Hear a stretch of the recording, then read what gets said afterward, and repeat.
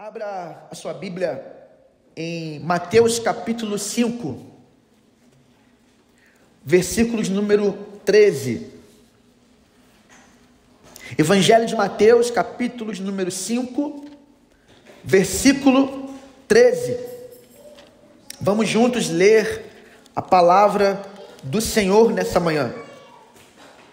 Mateus capítulo 5, versículo de número 13. A palavra de Deus diz: vocês são o sal da terra. Ora, se o sal vier a ser insípido, como lhe restaurar o sabor?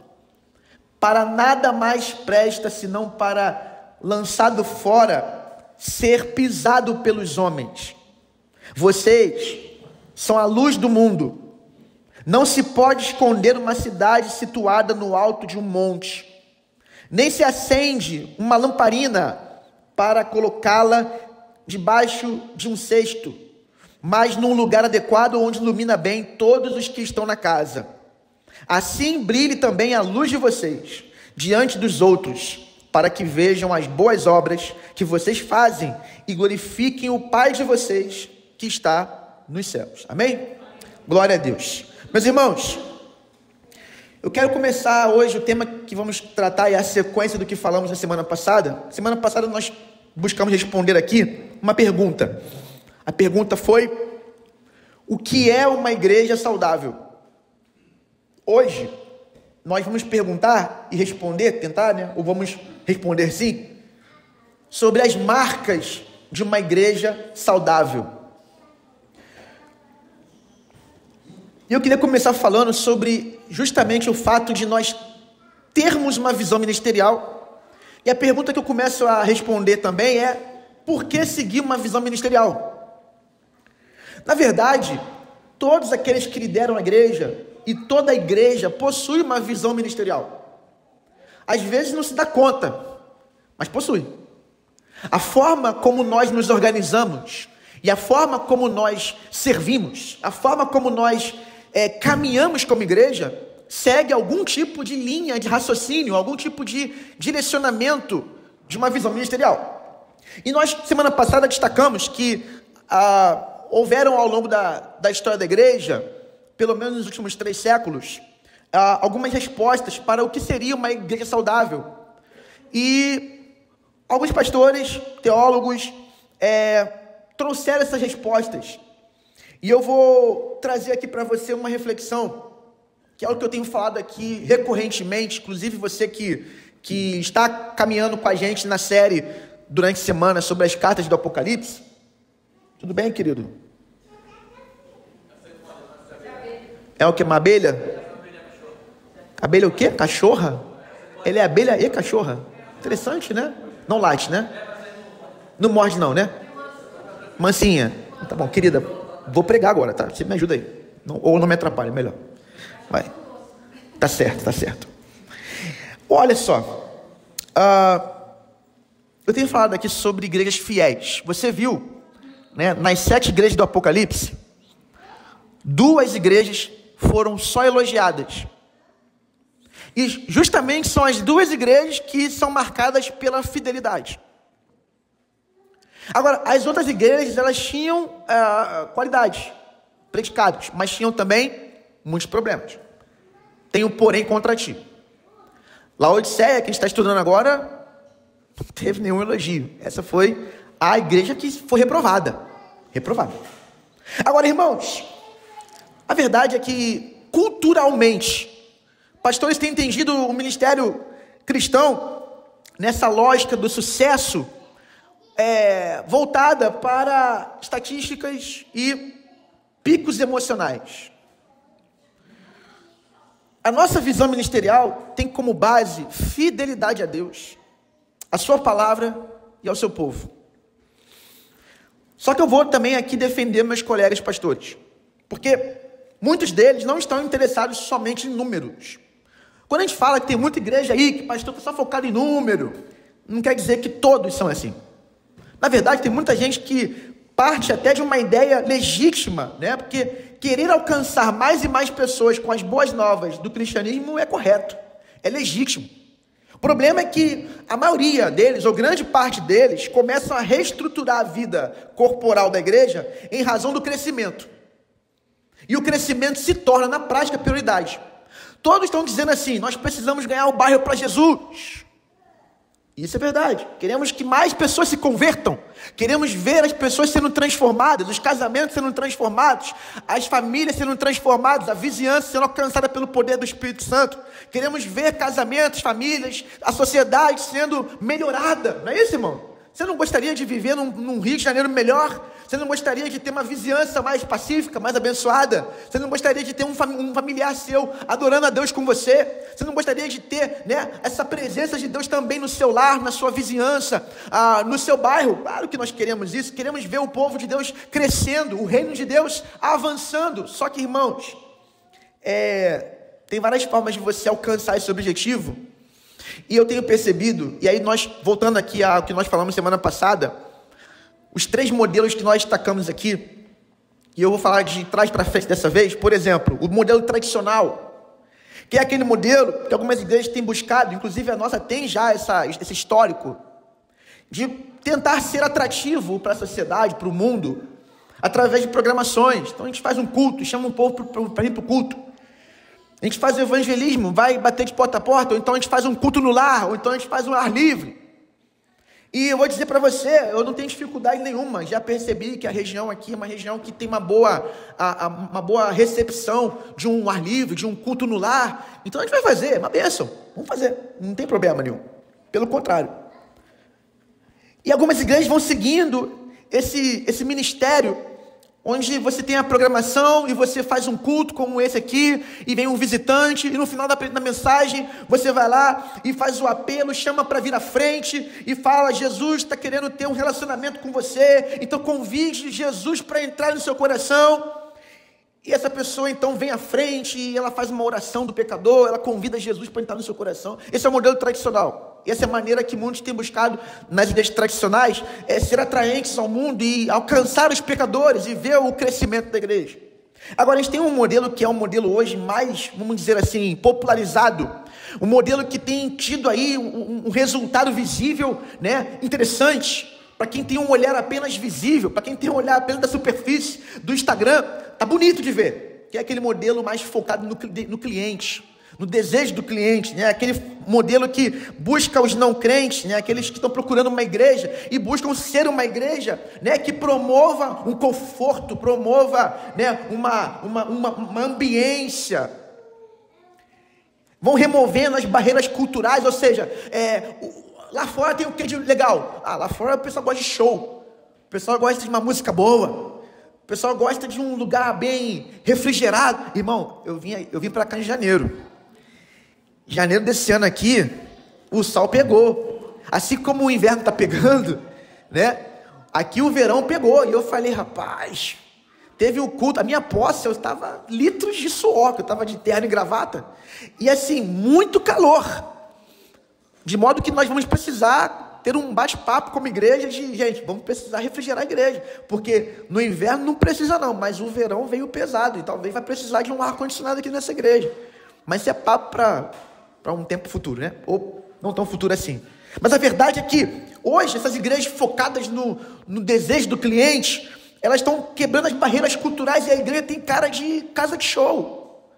E a banda, e você entra como se você estivesse entrando num cinema, estivesse entrando numa boate, estivesse entrando numa casa de show. E muitas vezes, do mesmo jeito que você entrou, você saiu, ninguém te viu. É muito bom, porque você entra, recebe, ouve uma boa palavra. Geralmente o pastor que está pregando nesse tipo de igreja já está muito focado em adaptar uma mensagem para o que o povo quer ouvir, o que vai atrair. Não, o povo está precisando de prosperidade emocional. Muita gente com baixa autoestima, muita gente preocupada aí com as suas finanças, muita gente preocupada com o seu sucesso profissional. Então ele vai lá e prega autoajuda, prosperidade, e vai profetizando: a tua vitória vai chegar, e você vai prosperar, essa semana vai vir um milagre. E as pessoas ficam: aleluia, aleluia, vamos, Senhor. Porque nós estamos num tempo também, irmãos, culturalmente falando, de uma sociedade dopaminérgica. Sabe o que é isso? Dopamina é um hormônio do prazer. Nós queremos prazer cada vez mais. É o tempo todo com a tela. Para quê? Para ter prazer de ver aquele negócio ali que vai tirando 2 horas do teu tempo. É entretenimento. Nós temos hoje, olha, tem gente que assina Netflix, Amazon Prime, Globoplay, Disney Plus e não vê nada. Gasta 150, 200 reais por mês para ver plataforma streaming. Não, porque lá tem um monte de série que eu vou ver, tem um monte de filme que eu vou ver, e eu vou ver um monte de programa, e não tem tempo para nada. Não consegue ver nem às vezes o jogo de futebol que passa às vezes na TV. Mas tá pagando. Importante que está pagando, né? Importante estar enriquecendo lá o pessoal do streaming. Irmãos, dopaminérgica é a geração desse tempo. Nós queremos prazer o tempo todo. Nós queremos o tempo todo se sentir bem. Hoje, as pessoas estão vivendo a religião, a experiência religiosa, extremamente egocêntrica. O culto tem que ser bom para mim. Tem que cantar aqui, tem que tocar em mim. Nós somos uma geração hoje mais inclinada ao lado do nosso cérebro, que é emocional, do que outrora. Culto bom é quando eu sinto arrepio. Culto bom é quando a pessoa fala um jargão e aquele negócio toca. Rapaz, adivinhou o que eu estava sentindo? É Deus, né?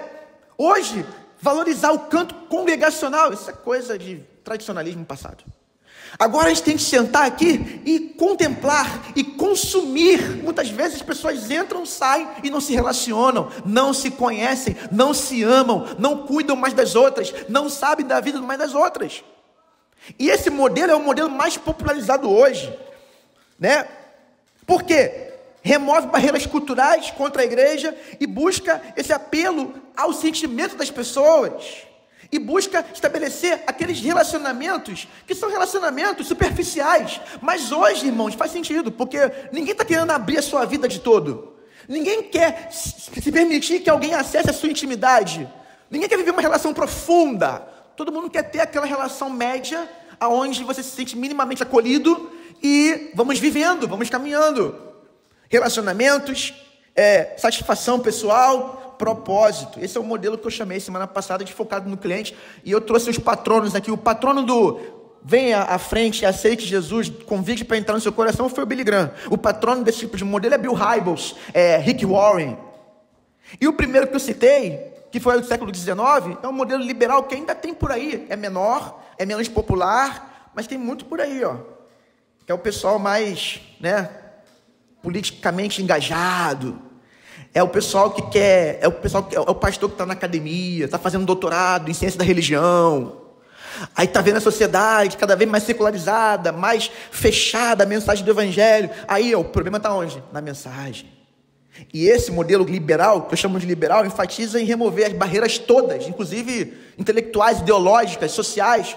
Não, eu vou fazer uma leitura ideológica da Bíblia, eu vou falar que ela não é a palavra de Deus o tempo todo, ela contém a palavra de Deus.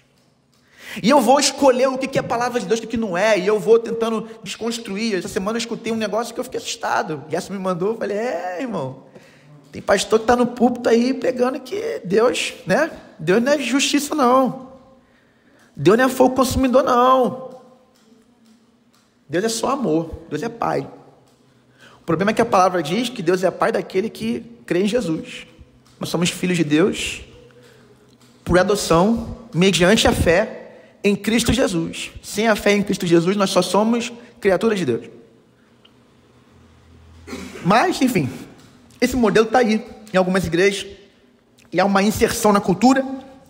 As igrejas vão focando mais no centro urbano, vão deixando a área rural e vão se envolvendo nas artes, nas escolas, nas universidades, vão procurando engajamento político e social, e é sempre esse o objetivo de transformar a cultura. Eles querem servir, a intenção sempre é boa, evangelizar. O patrono desse modelo aqui é o Schleiermacher, alemão, filósofo, teólogo alemão. Todos eles que eu falei aqui buscaram responder a pergunta, o que é ou como fazer a igreja ser saudável. Como a igreja de fato ter o alcance que ela tem que ter na sociedade, deixar de ser irrelevante, ou seja, sem importância. Agora, irmãos, claro, esse modelo liberal negou o evangelho, esse é o único problema. Aqueles que estão focando no crente ainda creem que Jesus é o Senhor, a palavra de Deus é verdadeira, mas a forma de você abordar é diferente. Agora, irmãos, o problema é que quem defende esse tipo de visão está tratando uma pergunta que é secundária, porque a pergunta que eles tentam responder, na essência, é: como podemos alcançar o mundo? Como podemos ser relevantes? É até uma boa pergunta, mas não é a pergunta principal. A pergunta principal que deveríamos responder, irmãos, é: sendo a igreja o povo de Deus, como podemos ser fiéis? A pergunta principal não é como eu posso ser relevante, como eu posso alcançar o mundo. A pergunta é: como eu posso ser fiel a Deus, na minha forma de ser igreja. Repete comigo assim: a pergunta principal para uma igreja saudável não é como alcançar o mundo, é como ser fiel a Deus nesse mundo.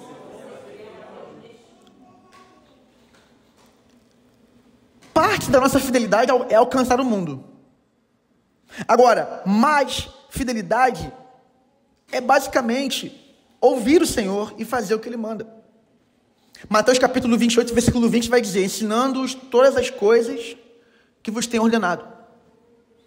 Nosso ministério, irmãos, tem sido influenciado por um ministério americano, batista, chamado 9 Marcas. Ou, vou falar em inglês aqui, 9 Marks. Cadê o Rafael aqui? Cadê o Rafael? Chama o Rafael para ele ouvir aqui, porque ele tem que me ajudar no inglês nessas horas. Não é isso? Chama ele. Esse ministério 9 Marcas tem influenciado diretamente no meu ministério. E ele propõe que as igrejas devem partir do pressuposto, do ponto da fidelidade.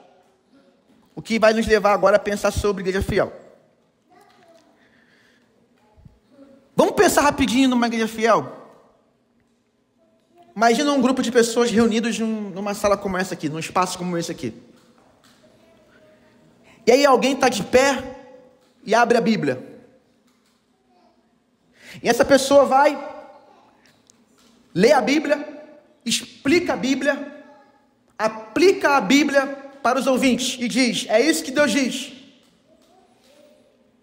A igreja canta, a igreja ora, a igreja participa da ceia, e a igreja vai para casa, e cada um está animado para compartilhar essa palavra de Deus com aqueles que ainda não ouviram. Essa ilustração que eu acabei de trazer é a ilustração de uma igreja fiel. Não parece tão atraente, né? Você vem, o pastor abre a Bíblia, explica a Bíblia, você canta, você ora, você recebe a palavra de Deus e sai aqui animado para servir, animado para pregar essa palavra, para compartilhar essa palavra, para viver essa palavra. Só que assim, do ponto de vista do marketing, não parece muito atraente. Tem igreja, irmãos, que tem visão, missão e valores. Nós não temos visão, missão e valores, e não teremos, porque isso é coisa de empresa. Isso é projeto de marketing, de alcance, para ter um resultado. O nosso resultado primeiro não é encher esse lugar. O nosso resultado primeiro é servir a Deus com fidelidade, porque nós sabemos que no fim das contas, quem dá o crescimento é o Espírito Santo de Deus. É como assistir uma planta crescer. É como você botar uma semente e ficar filmando ali, ó, esperando. Ela vai crescendo. Agora tem mais. Essas palavras, porque são dentro de uma ideia de fidelidade a Deus, elas vêm não com sabedoria humana, mas com o poder do Espírito. Elas carregam a presença viva do Espírito. Há uma convicção profunda. As consciências dos que ouvem o Evangelho nesse ambiente são atingidas. E as vidas são transformadas. O caráter vai sendo trabalhado. Aquele que roubava não rouba mais, aquele que mentia não mente mais, aquele que traía não trai mais, aquele que tinha vícios morais vai abandonando os vícios morais, vai crescendo na semelhança com o Senhor. As pessoas vão para casa louvando ao Senhor e passando cada vez mais a odiar o pecado e amar uns aos outros. Um amor vai sendo construído. O que vivemos agora essa semana, irmãos? como igreja. A semana inteira estamos orando por vários horários pelos nossos irmãos. Sabe o que é isso, irmão? É a ação do Espírito Santo em nossa vida, em nossa comunidade. Estamos unidos, estamos sofrendo juntos com aqueles que sofrem. Isso é viver o propósito bíblico da igreja. E nós queremos evangelizar os vizinhos. Irmãos, uma igreja fiel, uma igreja obediente e humilde. E isso é atraente, irmãos, não de maneira natural, não de maneira, é sobrenatural. Nós queremos, irmãos, ver o crescimento aqui, mas nós queremos que o crescimento venha a partir de uma igreja que é luz do mundo, sal da terra. As pessoas começam a se parecer com Jesus. Esse é o projeto. Isso vai atraindo. Isso vai acontecendo quando esses filhos começam a ouvir o Senhor. Bom, apresentei para vocês aqui as bases. E agora eu quero, nos próximos minutos, te apresentar as marcas de uma igreja saudável. São 9 marcas. Vamos começar. Primeira marca de uma igreja saudável, que nós nos propomos ser aqui nesse tempo. Falamos semana passada apenas em caráter introdutório. Agora a gente vai tentar aprofundar um pouco mais nesses minutos que temos. A primeira marca é pregação expositiva. Pregação, repete comigo. A primeira marca de uma igreja saudável é pregação expositiva. O que é pregação expositiva, irmão? Pergunta para o seu irmão aí. E aí, o que é pregação expositiva? É a primeira marca de uma igreja saudável. Falamos semana passada. Um sermão expositivo pega o ponto principal de uma passagem da Escritura, torna esse ponto o principal ponto do sermão e aplica para a vida hoje. Vamos lá. Tem isso na Bíblia, pastor? Tem. Segundo as Escrituras, Deus realiza o que Ele quer realizar através da pregação. Gênesis capítulo 1, versículo 3 diz assim: disse Deus, haja luz, e houve luz. A palavra realizou. A pregação realiza. O poder de Deus está em sua palavra. Quando a palavra é pregada em submissão ao texto bíblico revelado, Deus faz a obra, o poder dele se manifesta. Isaías capítulo 55, versículo 10 e 11, não vai dar tempo de você abrir agora. Só ouve, porque não vai dar tempo de você abrir. Diz a palavra: porque assim como a chuva e a neve descem dos céus e para lá não voltam, sem que primeiro reguem a terra e a fecundem e a façam brotar, para dar semente ao semeador e pão ao que come, assim será a palavra que sair da minha boca. Não voltará para mim vazia, mas fará o que me apraz e prosperará naquilo para que a designei. A palavra, quando é pregada, não volta vazia. A palavra, quando é pregada com fidelidade, ela cumpre o propósito do céu. Atos capítulo 12, versículo 24, a palavra de Deus vai dizer: entretanto, a palavra de Deus crescia e se multiplicava. Isso significa que se os pregadores querem que seus sermões sejam cheios do poder de Deus, eles precisam pregar o que Deus diz. Deuteronômio capítulo 33, versículo 10, mostra que até os sacerdotes eram instruídos. A palavra de Deus nos mostra assim, ensina os teus juízos a Jacó e a tua lei a Israel, oferece incenso às tuas narinas e holocausto sobre o teu altar. As crianças não estão acostumadas com culto, mas elas vão aprendendo, tá? Fiquem em paz, o choro é livre, amém, irmãos? Deixa as crianças chorar. É até bom que tu dá uma despertada aí. Empurra teu irmão e fala para ele: irmão, tô vendo que tá meio cansado, dá uma acordada aí que... Amém, irmão? Amém? Vamos lá. Nossas crianças, elas têm um espaço do culto delas, mas não é o tempo todo. Então elas vão aprender a cultuar, vão aprender a estar na igreja. O pastor está pregando, silêncio, vamos ficar, calma, criança, calma. Com o tempo elas vão habituando com isso. A palavra de Deus diz em Neemias capítulo 8, versículo 8, que o próprio Neemias, no caso Esdras, que era sacerdote, e os levitas, eles liam a lei e apresentavam o sentido dela. Neemias 8:8 diz assim: eles iam lendo o livro da lei de Deus, claramente, dando explicações, de maneira que o povo entendesse o que se lia.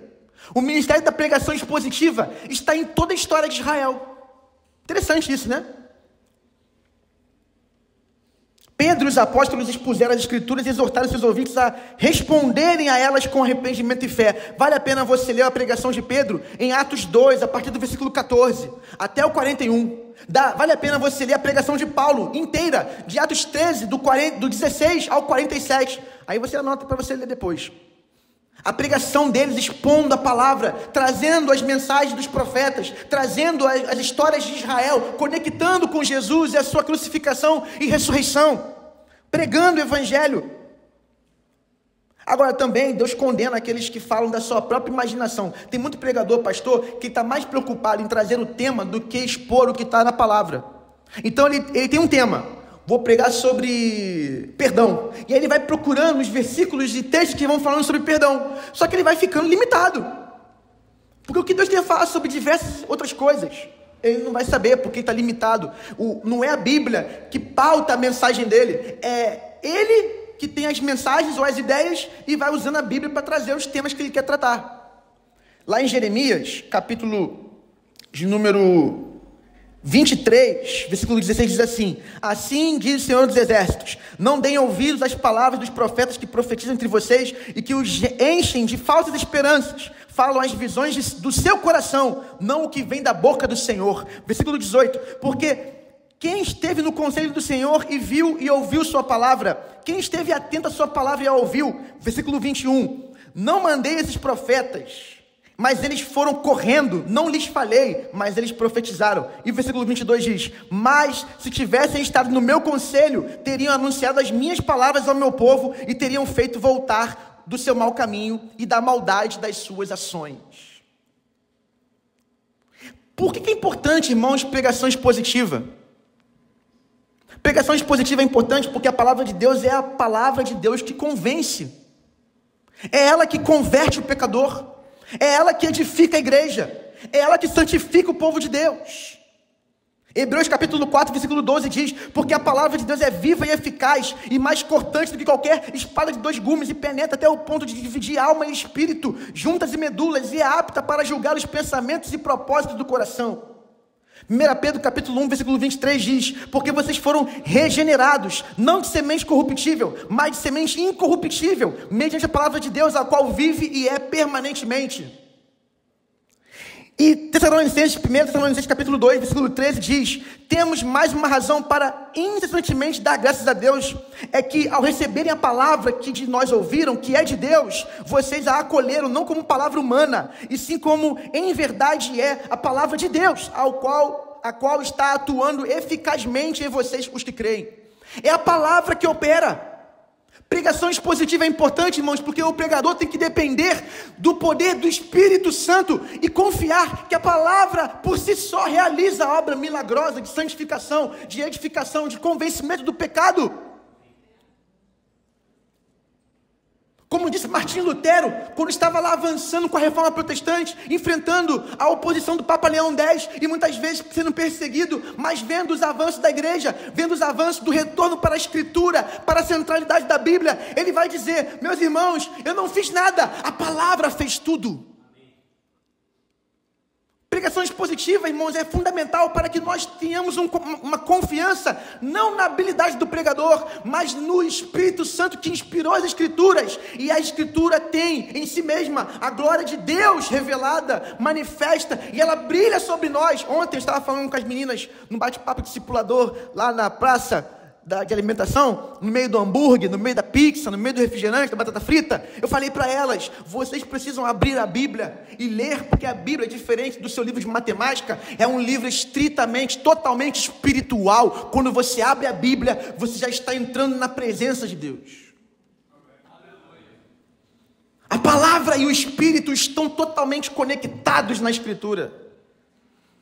Nós não temos um papa de papel, nós temos um papel que está carregado da glória de Deus, e Deus fala por meio das Escrituras, assim como também se revelou falando pelo Filho. Agora nós temos as Escrituras como a nossa base fundamental para nos alimentarmos de Deus e nos fortalecermos como igreja. E se nós queremos ser uma igreja saudável, nós precisamos conhecer toda a Bíblia. Eu falei semana passada, é uma vergonha um crente de mais de 10 anos que nunca leu a Bíblia inteira. E a pergunta é: como está o seu relacionamento com Deus? A tua maneira de viver com Deus está totalmente relacionada à maneira como você lida com as Escrituras. Amém ou não? Uma igreja saudável é uma igreja amante da palavra, é uma igreja leitora assídua da Escritura. Por isso que o nosso culto também tem essa pedagogia intencional de ler a Bíblia mais uma vez. Por quê? Porque nós precisamos gerar uma cultura de leitura da Bíblia, porque a adoração passa pela Escritura. Se você cantar uma canção que não tem fundamento na Escritura, você não vai estar adorando a Deus, irmão. E aí nós temos as aberrações dentro da igreja, a congregação levantando, e ao invés de cantar que Deus é santo, está cantando você é um espelho. Você é um espelho muito bom. Sabe onde é muito bom você cantar? Você é um espelho no teu quarto, quando você estiver mal, se sentindo para baixo, aí tu canta esse louvor para você ser reanimado, porque isso aí é para o teu coração. Mas quando nos reunimos como corpo, nós temos que cantar canções que adoram a Ele. Não é sobre você aqui nesse lugar, é sobre Ele. Não é sobre mim, é sobre Ele. O culto é ao Senhor. Amém, igreja? João 17:17 diz: santifica-os na verdade, a tua palavra é a verdade. Eu tenho 9 marcas. Você acha que eu vou terminar as 9 hoje? De jeito nenhum, irmão. Já estou me encerrando. Semana que vem a gente tem parte 2, amém? E a gente já vai trazer as outras marcas. Mas a partir de agora, nós precisamos aprofundar. Eu quero estabelecer com vocês uma igreja saudável. E uma igreja saudável começa no púlpito. E eu afirmo o meu compromisso nesse púlpito de pregar a palavra de Deus. E de o texto do sermão aqui, o texto principal, o versículo, ou a perícope, que é o corpo de versículos, que é o argumento de um texto bíblico, esse texto, nós vamos extrair o ponto principal para extrair o sermão.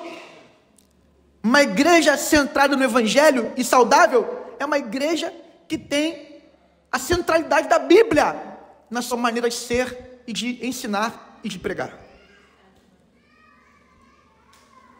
Semana que vem nós continuamos falando sobre teologia bíblica, que é a segunda marca para uma igreja saudável. E nós vamos com calma. Você tem calma? Tem que ter, né, irmão? Tem que ter, senão não vai dar certo. Estou gravando a mensagem para que você possa voltar lá depois e ver os textos que eu acabei citando aqui.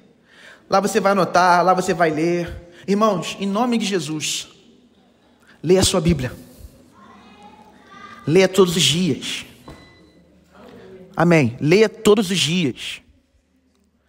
Não se afaste do livro da lei. Bem-aventurado aquele que não anda segundo o conselho dos ímpios, nem se detém no caminho dos pecadores, nem se assenta na roda dos escarnecedores. Antes o seu prazer está na lei do Senhor, na sua lei medita de dia e de noite. Por quê? Porque você precisa estar com a sua mente encharcada da palavra o dia todo. Amém? Você acorda e lembra de quem Deus é, da verdade de Deus. Você dorme lembrando quem Deus é e a sua verdade. Não tem como um cristão que ama a Bíblia, lê a Bíblia, estuda a Bíblia, ensina a Bíblia, fala sobre a Bíblia, tem amigos que gostam de falar da Bíblia. Não tem como esse cristão não ter saúde espiritual. Agora, irmãos, essa igreja que está focada no prazer, está focada em dançar e cantar e se divertir, que está focado naquele culto dopaminérgico, que a música tem que ter um teclado com pad em Lá menor, aí o cara fala, senti Deus, ai Deus aqui, ó. Você vai ficando dependente da sensação. E aí você tem uma geração de jovens, inclusive, dependentes da sensação e totalmente analfabetos bíblicos. Não abrem a Bíblia. É aquela relação de amizade profunda com a Bíblia, né? Estou contigo e não abro. Uma igreja saudável tem um pastor que instrui e influencia a igreja para que ela ame a palavra, para que ela tenha relacionamento com Deus pela palavra, mediado pela palavra. E creia que a palavra faz tudo. Nós vamos crescer, irmãos, pelo poder de Deus. Não vai ser por método humano. Não vai ser por eventos especiais. Faz o evento que vai encher. Cuidado, irmão. Às vezes tu vai encher de gente e vai encontrar uma igreja doente. E aí um monte de gente doente numa igreja doente vira uma confusão que só. Tem um monte de igreja lotada de gente doente.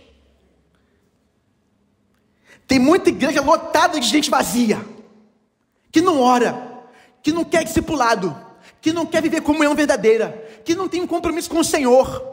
Gente que quer uma igreja justamente para que ela possa ir quando ela quiser e que ninguém tenha, que não precisa prestar contas a ninguém. Ótimo viver assim. O problema é que você vivendo assim, você está correndo o perigo de ser tragado pelo diabo. Agora, quem vive uma cultura de discipulado, quem caminha no ministério bíblico, quem tem um relacionamento com Deus pela palavra, quem quer de fato viver a comunhão do reino de Deus, essas pessoas dificilmente vão sucumbir quando vier a tentação, quando vier a provação, porque a palavra faz tudo. A palavra tem poder para sustentar um homem, uma mulher de Deus e fazê-lo crescer na vida e superar as adversidades. E assim, por hoje é só. Amém, irmãos? Que Deus continue nos abençoando com essa palavra. E semana que vem nós seguimos compartilhando as próximas marcas. Em nome de Jesus, amém. Recebe essa palavra aí? Amém?